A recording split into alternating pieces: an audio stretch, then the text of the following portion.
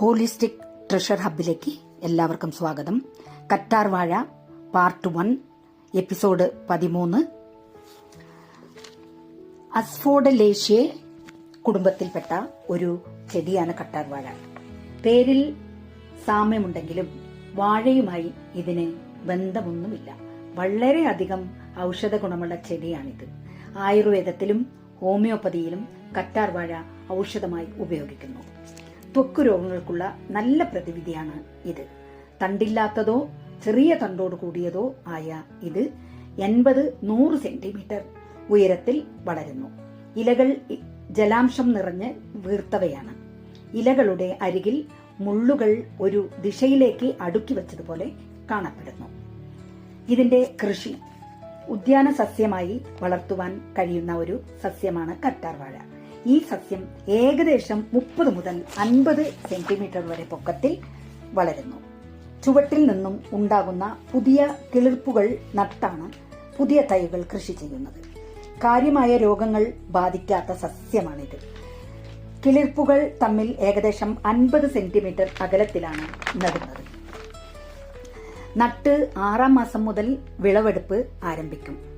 ഒരു ചെടിയിൽ നിന്നും 5 വർഷം വരെ വിളവെടുക്കുന്നതിന് കഴിയും. ഇത് തോട്ടങ്ങളിൽ ഇടവിളയായും നടാൻ കഴിയും. ലോകം ഇന്ന് സൗന്ദര്യ സംരക്ഷണത്തിന്റെ കാര്യത്തിൽ വളരെ മുന്നിലാണ്.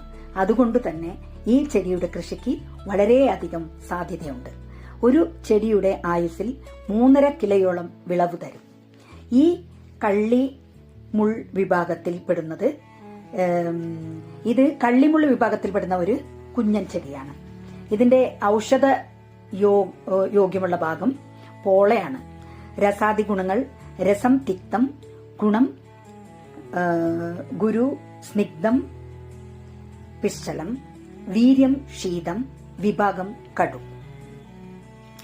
കറ്റാർ വാഴയുടെ ഗുണങ്ങൾ: കറ്റാർ വാഴയുടെ സ്വഭാവങ്ങൾക്ക് നിദാനം ഇല, അതായത് പോളകളിൽ നിറഞ്ഞിരിക്കുന്ന ജെല്ലിലടങ്ങി ഇരിക്കുന്ന മ്യൂക്കോപോളിസാക്കറൈഡുകളാണ് കറ്റാർ വാഴ ജീവകങ്ങൾ, അമിനോ ആമ്ലങ്ങൾ, ഇരുമ്പ്, മാംഗനീസ്, കാൽസ്യം, സിങ്ക്, എൻസൈമുകൾ തുടങ്ങിയവ അടങ്ങിയിരിക്കുന്നു.